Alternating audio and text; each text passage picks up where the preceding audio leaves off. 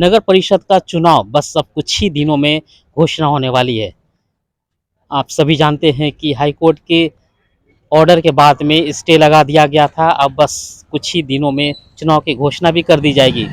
सरकार ने सारी तैयारियां कर ली हैं। जो रिपोर्ट आना था आरक्षण के लेके, वो रिपोर्ट भी तैयार है और नेक्स्ट सप्ताह में उसका घोषणा हो जाएगी। सरकार को रिपोर्ट कर देगी और सरकार उन रिपोर्टों के आधार पे फिर से दिसंबर माह में तारीखों का ऐलान भी कर देंगे और फिर से चुनाव हो पाएगा। हमारे साथ में मौजूद है यहाँ पे फुलवारी शरीफ नगर परिषद के वार्ड नंबर 22 में कुछ जनता भी हैं और यहाँ पे निवर्तमान पार्षद प्रतिनिधि भी हमारे साथ मौजूद है।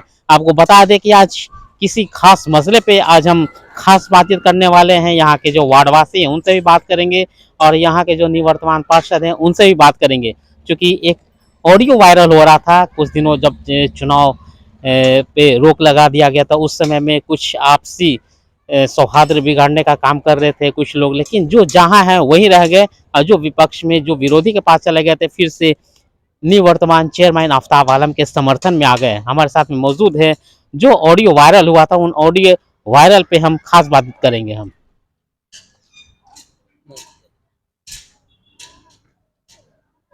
मुन्ना जी, आपका स्वागत है हमारे चैनल में।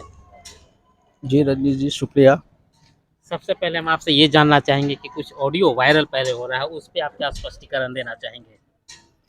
देखिए रजनीश जी, ऐसा है कि जब चुनाव का माहौल आता है तो एक रणनीति तैयार होता है कि हमको चुनावी मैदान में कैसे आना है, क्योंकि शाम दाम दंड भेद तीनों चीज़ अपनाना पड़ता है।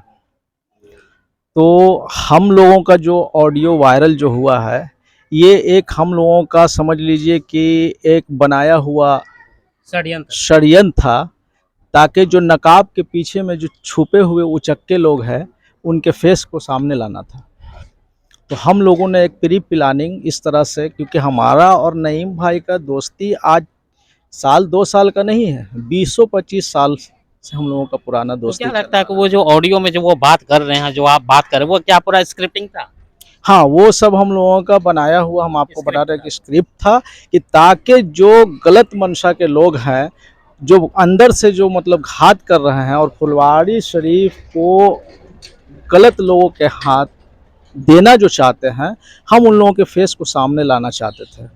इस तरह का हम लोगों ने एक जो है प्लानिंग करके एक किया। और आज देख लीजिए, आज हम हैं, नईम भाई हैं, इद्दू भाई हैं, सारे लोग वन साइडेड चेयरमैन साहब के समर्थन में आ गए। लेकिन आप जैसा ऑडियो में बता रहे थे कि आप जहाँ हैं वहीं रह गए और जो थे जहाँ चले गए थे वो आपके समर्थन में आ गए, तो क्या आपने जादू कुछ किया? बिल्कुल जादू नहीं, ये विकास बोल रहा है। थोड़ी देर के लिए वो नईम भाई हमारे जो है कुछ के बहकावे में आए थे, लेकिन जब वहाँ भी गए तो उन्होंने देखा कि अरे बाप, इन लोगों का तो मनसा ही बिल्कुल गलत है। इन लोगों का मनसा जीतना नहीं, मनसा था दूसरे को हराना।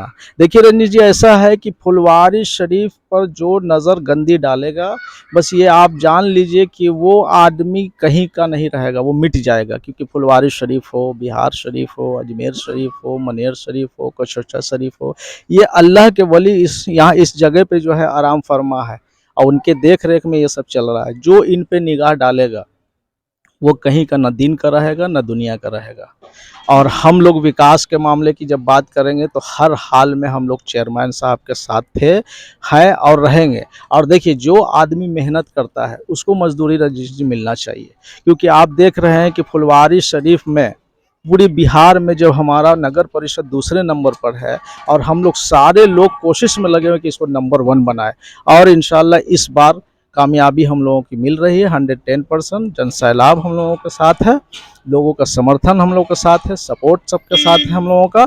इसलिए हम लोग इसको नंबर बना के छोड़ेंगे। अभी देख लीजिए कि पूरी बिहार में परिसीमन हुआ रजनीश जी, पूरी बिहार की, और परिसीमन में हमारा नगर परिषद भी नगर निगम में ले लिया गया था। वो तो हम शुक्रिया अदा करते हैं हमारे जो है चेयरमैन साहब आफ्ताब आलम साहब का, कि उन्होंने देखा कि फुलवारी शरीफ का वजूद ही मिट जाएगा। आप अभी अब देख लीजिए, आप मिन्हाज नगर जाइए तो मिन्हाज नगर कुछ अंश हमारे नगर परिषद में है, उसके बाद वहाँ से नगर निगम शुरू होता है, वार्ड नंबर 3। आप मेरे नगर परिषद का बॉर्डर जाके देख लीजिए कि वहाँ कई साल से वार्ड पार्षद हैं नगर निगम के, लेकिन एक नली साफ नहीं होता है, एक गली नहीं बन पाता है, गंदगी दूर नहीं होता, कूड़ा नहीं उठता है। और आज तो यहाँ के जनता नगर परिषद के इतने खुशनसीब हैं कि अगर कहीं पे कूड़ा है फ़ोन कर देते हैं चेयरमैन साहब यहाँ, फ़ौरन उस काम को निदान दिया जाता है और तुरंत फ़ौरन उस काम को अंजाम देकर उसको पूरा किया जाता है। तो इससे बढ़ क्या, अगर नगर निगम में हो जाता तो सोच लीजिए कि आप बगल के आप जो है पड़ोसी हैं, आप जाके देखिए क्या हाल है। अगर नगर निगम में इसको ले दिया जाता है और जैसे कि आरक्षण को लेके भी जनरल सीटें करने जा रहे हैं, तो क्या लगता है आप चुनाव मैदान में फिर से आ जाएंगे आप जनरल? देखिए रंजीत जी, तो आप बहुत अच्छी बात पूछे कि जिस तरह से अभी परिसीमन के लिए चुनाव को स्थगित कर दिया गया कि आप परिसीमन बनाइए और 50-50 का आरक्षण आप दीजिए। तो देखिए, मुमताज़ आरफी जात पात की लड़ाई नहीं लड़ता है नजीर जी। मेरा काम है सबका साथ सबका विकास, और हम सभी को लेके चलना चाहते हैं, क्योंकि जात की राजनीति करने वाला आदमी कभी सोशल वर्कर नहीं हो सकता है। इसलिए हमारा जो कैंडिडेट है, अगर जर्नल भी हो गया तो आप लिख लीजिए, मुमताज़ आरफी का जुबान है। हमने क्या बोला कि हम सबका साथ सबका, मेरे नज़र में ऊंच नीच भेदभाव मेरी गरीबी नहीं है। मेरा कैंडिडेट जो था वो है और आगे भी वही रहेगा। इसलिए कि जर्नल होने से क्या हो जाता है, ये आप बताइए ना। उससे चेंजेस आप नहीं करने जा रहे हैं? कुछ नहीं चेंज करने जाते हैं। जब जात पात की हम बातें नहीं कर रहे हैं तो जो मेरा कैंडिडेट ऑलरेडी है वो रहे। जर्नल भी हो जाएगा तो भी हम नहीं लड़ेंगे, मेरा कैंडिडेट वही रहे। क्या लगता है जात पात धर्म सबको साइड लाइन करके? बिल्कुल बिल्कुल, विकास। एकदम विकास। आज मेरे मोहल्ले में जाइए, जात पात नहीं चलेगा, सभी जाति के लोग हमारे साथ हैं। और आपने देखा भी होगा, कई बार आप आए हैं कि सारे लोग एकजुट एक मुस्तैद होकर हमारे साथ जन सैलाब बनाकर चलते हैं। तो इससे आप अंदाज़ा लगा लीजिए, जात पात की राजनीति को वो लोग करते हैं जिनका माइंड गंदा है, जिनका सोच गंदा है, जो फुलवारी शरीफ को अंधकार में ले जाना चाहते हैं, फुलवारी शरीफ का भला नहीं देख सकते हैं।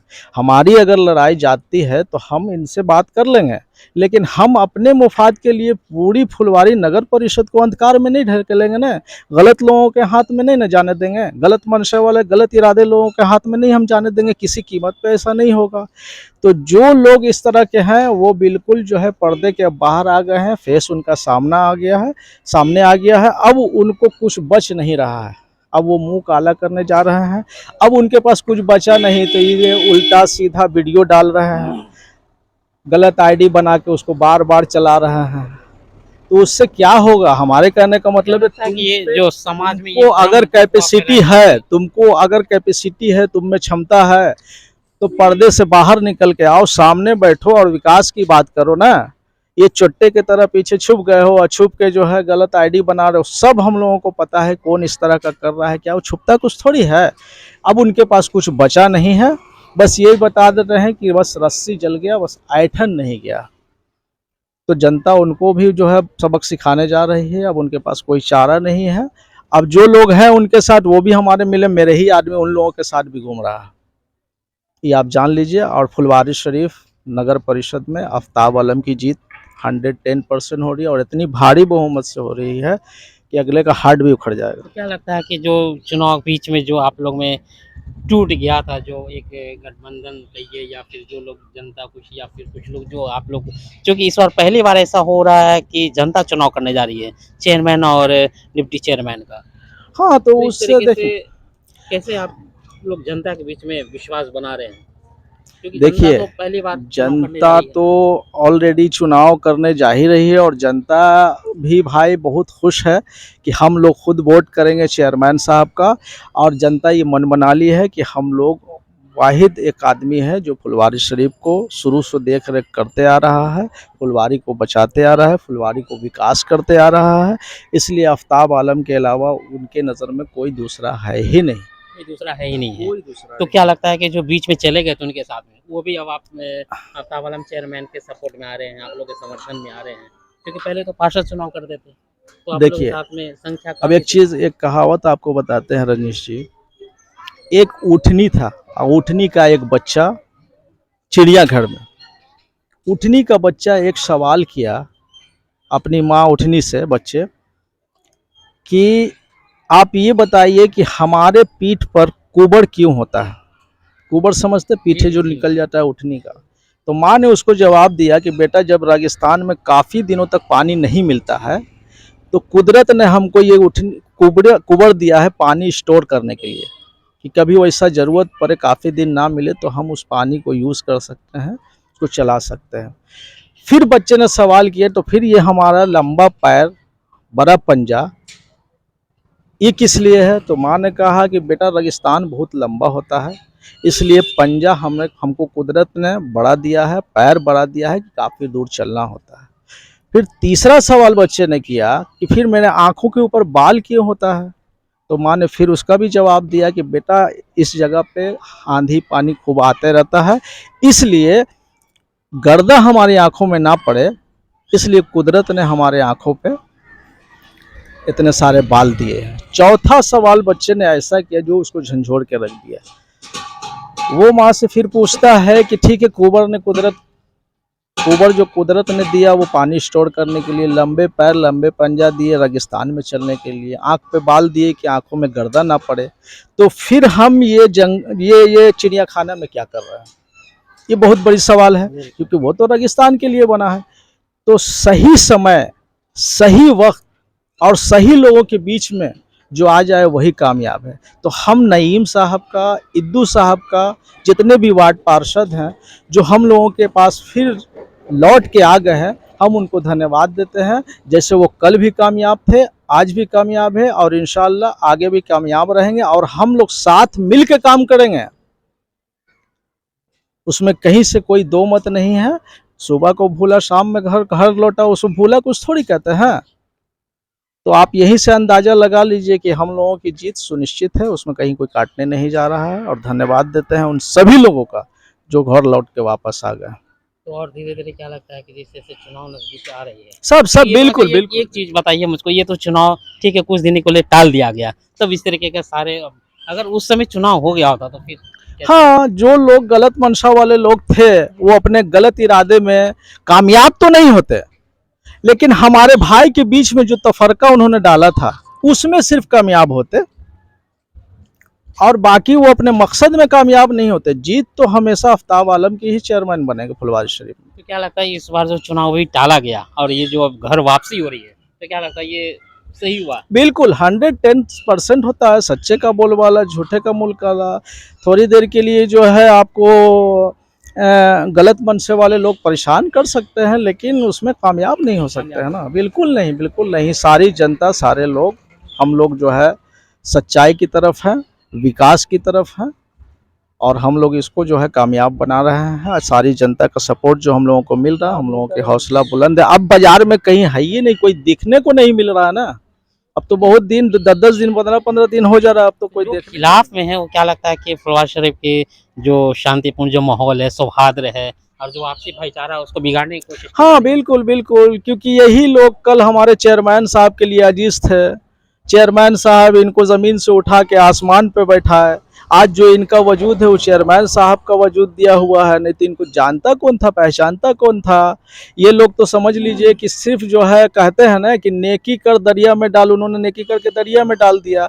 अगर आपका कोई दुश्मन नहीं है रजनीश जी, 4 आदमी का नेकी कर दीजिए, 4 आदमी आपको कब्रिस्तान पहुँचावे ला तैयार हो जाएगा, लेकिन उसका अजर अल्लाह पाक देगा।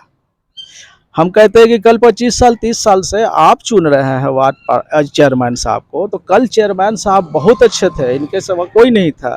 अब आज जब जनता की बात आई तो जनता को बरगला रहे हैं, तो जनता समझदार है, आपको मुंहतोड़ जवाब देने जा रही है। आपके पास अब दूसरा कोई रास्ता नहीं, अब तो ये लुकते फिरते चल रहे हैं ना, क्योंकि अब जो भाई लोगों को, हम लोगों को थोड़ी देर के लिए बहकाया था, वो भी भाई हमारे साथ आ गए हैं।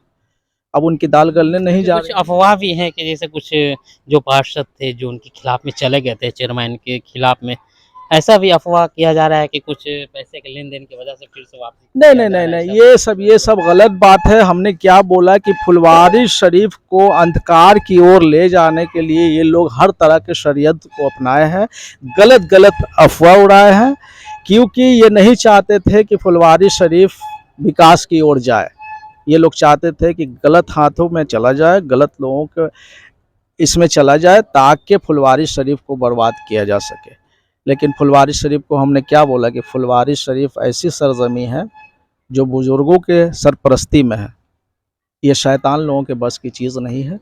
ये लोग कभी नहीं, थोड़ी देर के लिए परेशान कर सकता है, लेकिन सच पे हावी नहीं हो सकता। भी नहीं हो सकता है। जीत हमेशा हक और सच की होगी।